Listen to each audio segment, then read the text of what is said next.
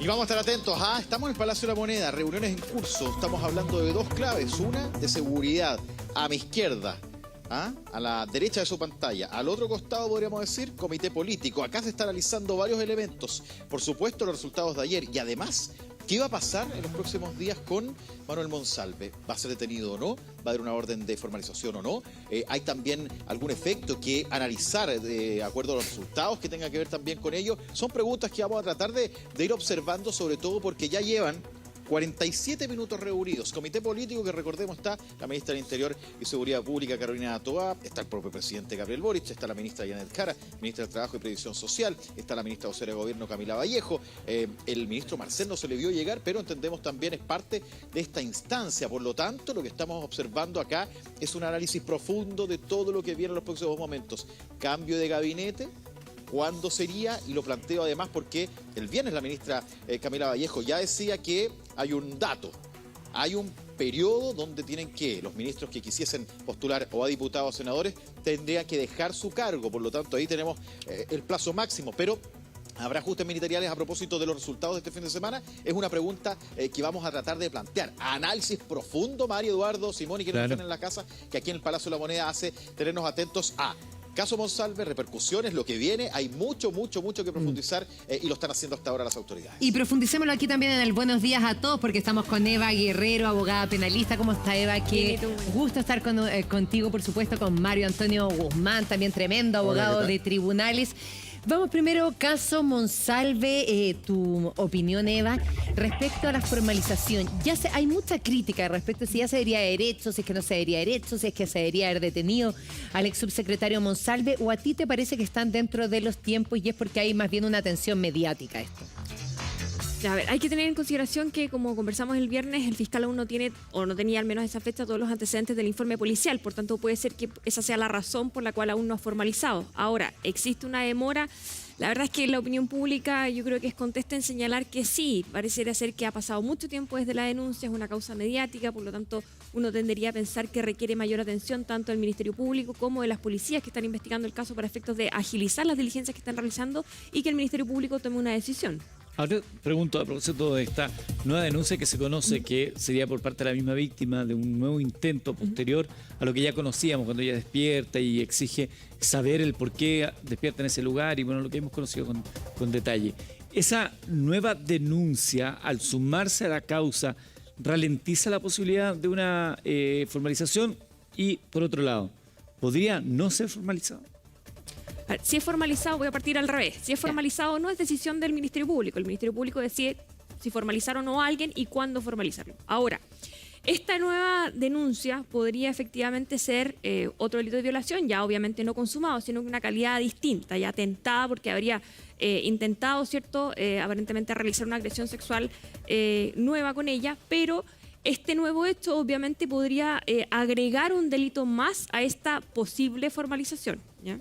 Claro, y es por eso, porque bueno, o sea, aquí el hecho es que si no es formalizado o si es que no hay una detención preventiva, va a ser muy criticado, por lo menos por la opinión pública, y con los antecedentes que hasta el momento se conocen, sería a lo menos muy raro que no. Uno entiende que es inminente lo que va a suceder. Pero sí los antecedentes que han ido saliendo y un poco lo que decía el gobierno. Cada antecedente que se conoce, y ahí quiero saber, Eva, tu opinión como abogada penalista. El gobierno lo calificaba cada día es más oscuro. El presidente de la República ya dice directamente que le cree a la víctima y acá además se van conociendo más antecedentes que agravan los hechos. Sí, estos nuevos antecedentes que se han filtrado dan cuenta efectivamente de una conducta que ha ido increciendo, ¿ya?, respecto de al menos lo que se indica que habría realizado el ex subsecretario Monsalve. Primero por los hechos el primer hecho, digamos, este abuso sexual por sorpresa, donde él habría intentado darle un beso. Luego esta cena donde finalmente se lleva a la víctima a su hotel, en el cual la víctima refiere haber sido agredida, haber sido violada por el ex subsecretario, y a eso, digamos, al momento de despertar, haber sido nuevamente víctima de un ya tercer intento de agresión. ¿Qué es lo que ocurre? Los delitos sexuales, dado el trauma que estos provocan en la mente de la víctima, digamos, de la mujer, es muy común que efectivamente uno, mientras pasa el tiempo, va recordando cosas, porque estos eventos traumáticos lo que generan es un bloqueo en nuestra mente, y a medida que uno siente, digamos, más confianza y se siente más, más refugiada, por decirlo así, la mente va liberando estas lagunas mentales que se realizan como por un mecanismo de supervivencia. Hay que seguir adelante, hay que seguir viviendo, y se van generando estos bloqueos. Bueno, Antonio, este es un caso que periodísticamente ha sido bien interesante porque se va conociendo como por capítulos. Perdón, perdón, Toma alergia. agüita, Alergia, no, sí, alergia. Ya. Que se va conociendo por capítulos. Teníamos los antecedentes conocidos, el viernes sabíamos de esta nueva denuncia, también se han ido conociendo los alcances de la investigación que habría comenzado él por su cuenta. O sea, a cada instante nos enteramos de un nuevo ingrediente cada vez más turbio. Sí, y yo creo que el silencio que nosotros veíamos en las imágenes del fiscal Armendariz da cuenta de que él está a punto de tomar una decisión. Es decir, uno que lo conoce un poquito más al fiscal, el silencio primero es respetar la decisión del juez Ponciano Sayés del día miércoles de decretar reservada la investigación. Es decir, él está cumpliendo con la ley, podríamos decirlo, justo en un escenario muy público. Y que se filtre igual. Pero es distinto que se filtre a que él comente o diga algo. Eso por un lado.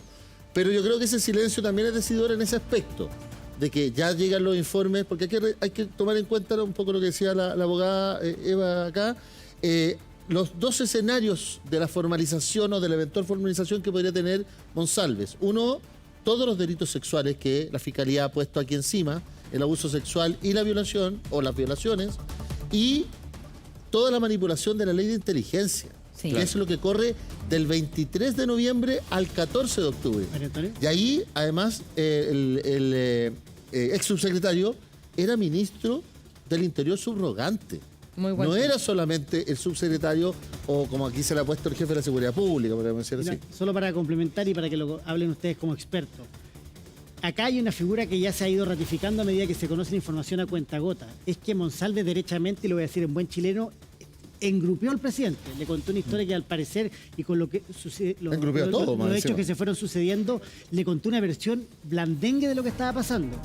Y ahí es cuando se empiezan a conocer los otros antecedentes y cuando cambia el tenor del gobierno. O sea, tratar de oscuro, de una situación que antes decía que era sorpresiva, a mí me parece que ahí está el daño quizás más basal de esta situación. Eso por un lado, pero además hay que decir que según la versión de los policías y también de la propia ex jefa de inteligencia policial, el señor Monsalves construyó una suerte de historia de que yo fui secuestrado el domingo 22 al 23 de septiembre.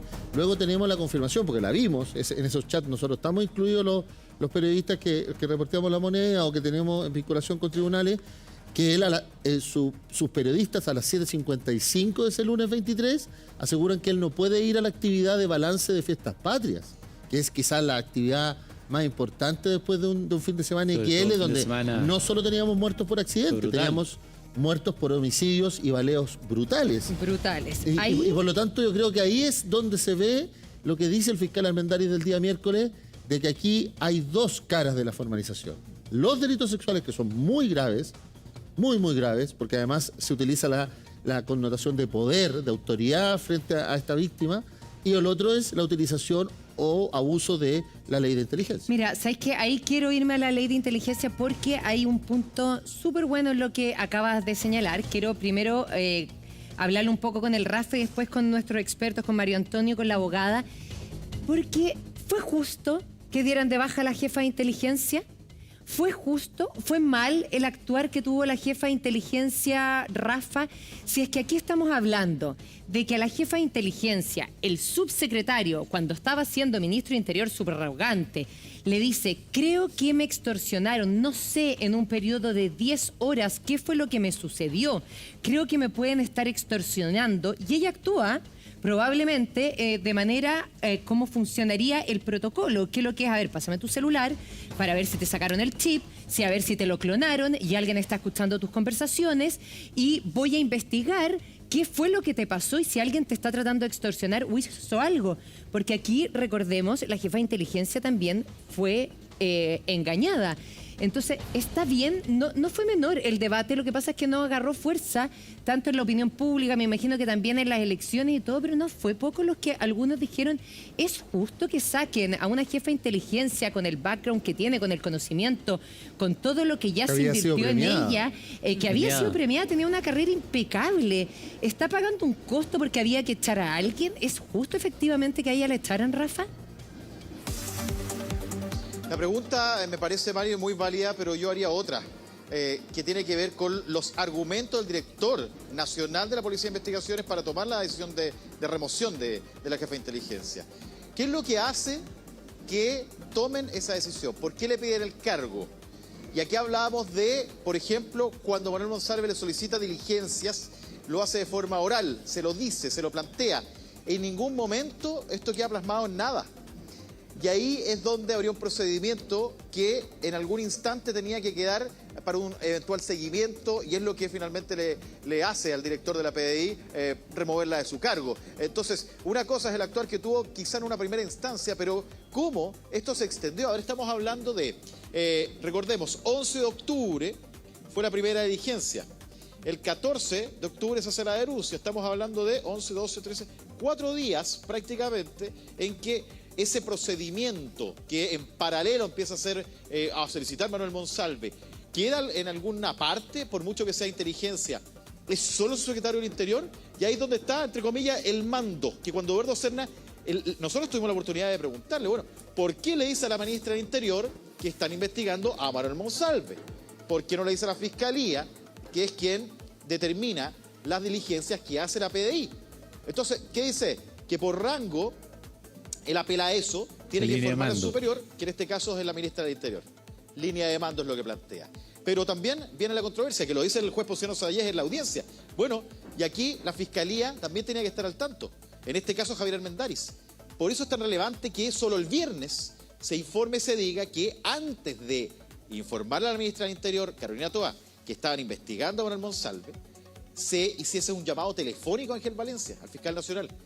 Y luego de informarle a la ministra, se reúnen. Todo eso de cómo fueron los procedimientos, dónde queda registro de eso, es lo que, a falta de una posibilidad de informarlo superior, también tendría que ver con esta remoción. Y hablamos también de algo de fondo, que es la ley de inteligencia, que ahí hay varios elementos que dejar en la mesa. No para pocos analistas, durante el fin de semana, que si uno leía sus columnas, se consideraba que era el hilo más delgado en la salida de la jefa de inteligencia.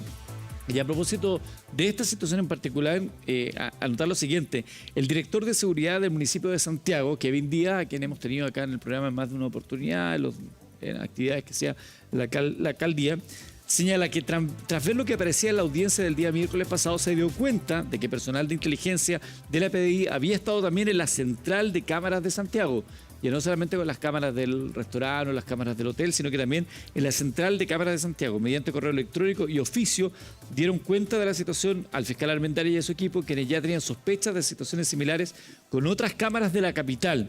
Mediante esa comunicación se informó que la PDI se llevó dichas imágenes, ya que es parte del protocolo de colaboración que tiene el municipio con las policías.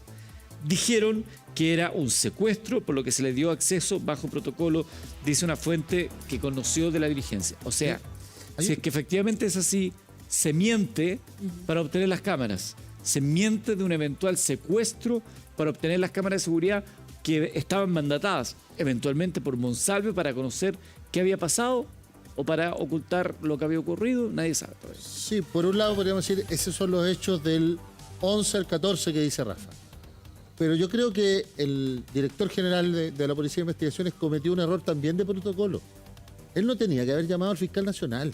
Él tenía que haber llamado al fiscal regional metropolitano Centro Norte. Porque aquí hay que ser claros.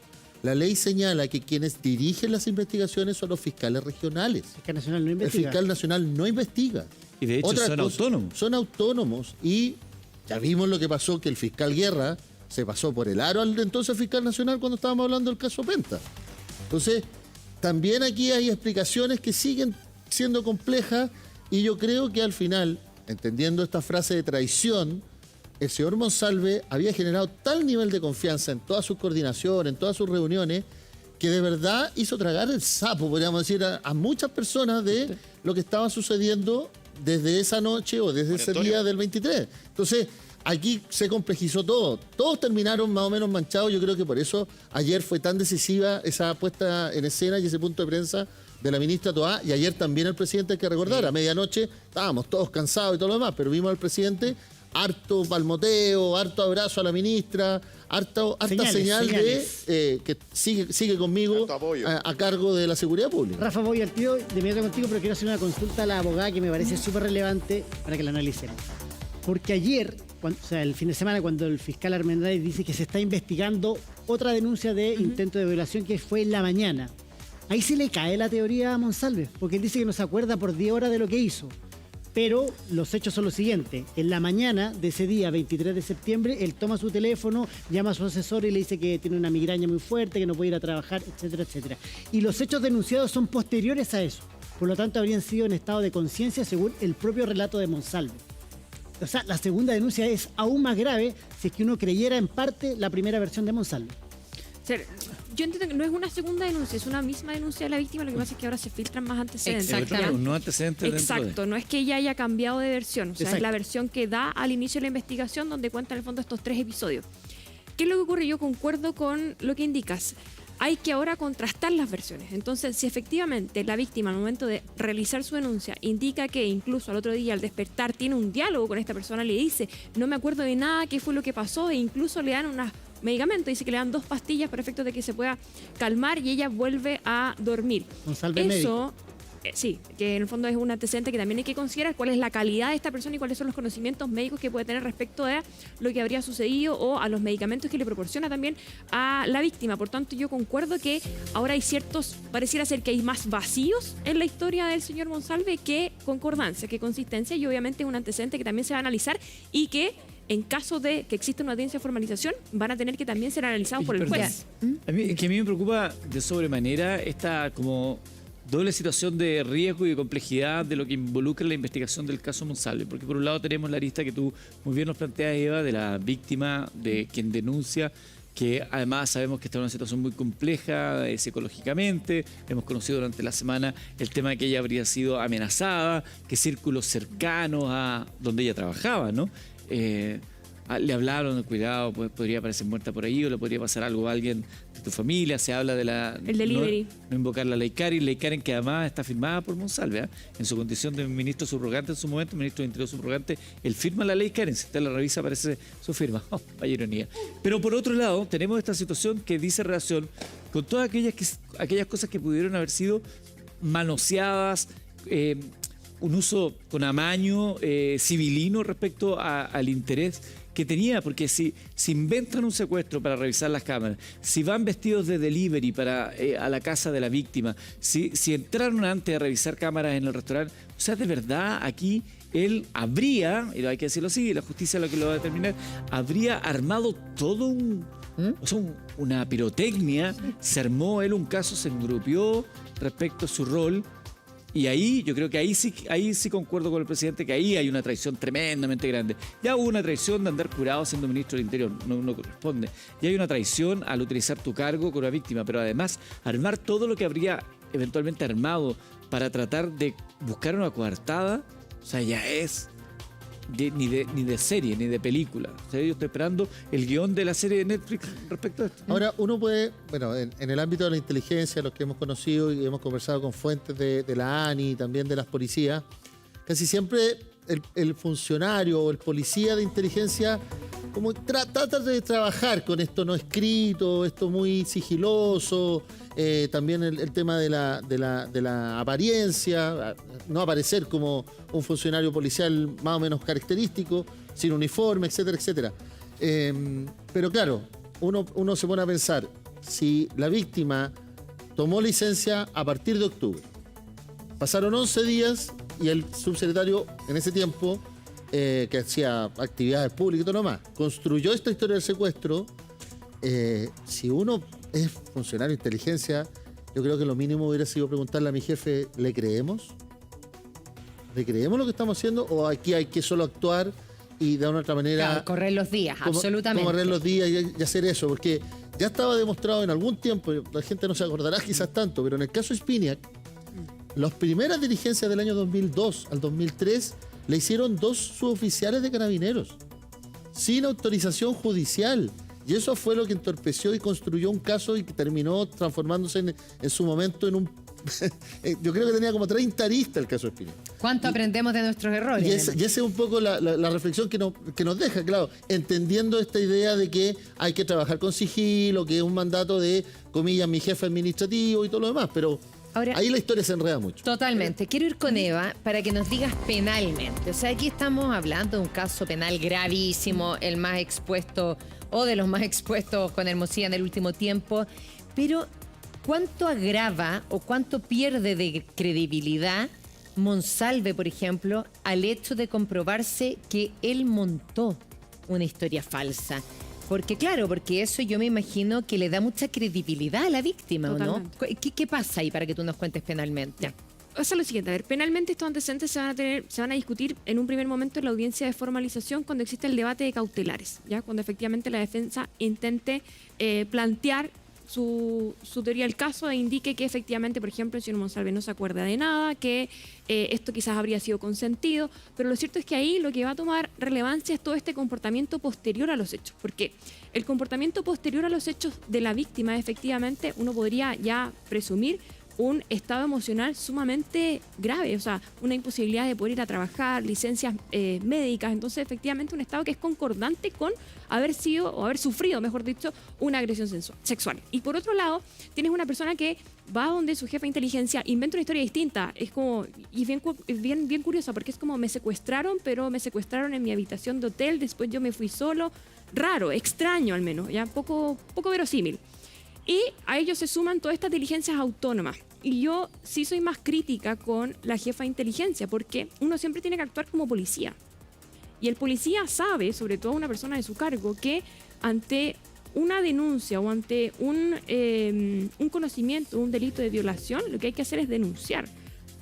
Los policías son auxiliares del es que Ministerio todavía Público. No sabíamos que aquí había violación, No, pero recordemos. si tú tienes, por no había ejemplo, de- dice, me van a extorsionar, porque eso es lo que le dice, que tiene miedo Claro. que lo van a extorsionar.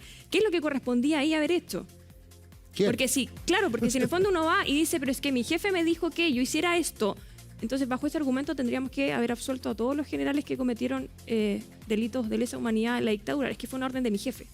Entonces también tiene que haber yo creo, una autocrítica de la persona que realiza todas esas gestiones y que tiene al mando también esta Claro, pero institución. aquí yo lo siento que Ahora- son bien distintos, porque aquí hay un supuesto engaño. No sé si es comparable Sí, con lo pero, que tú dices. pero es un posible delito de hacia una autoridad. Entonces me parece que había que ser un poco más cauto en realizar esa gestión o incluso quizás haber tomado conocimiento con la víctima, porque ella no estaba. Es que yo ahí concuerdo totalmente contigo, Eva, en el sentido que si estamos hablando de una situación de esta naturaleza, es inteligencia, uno esperaría que haya un análisis, una reflexión del escenario que te están planteando.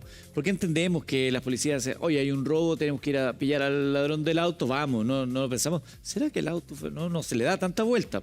Pero aquí hay una cuestión que es grave, que involucra a una autoridad del Estado de Chile, que tiene que ver con la seguridad y lo que se está denunciando es brutal, un secuestro al ministro del Interior.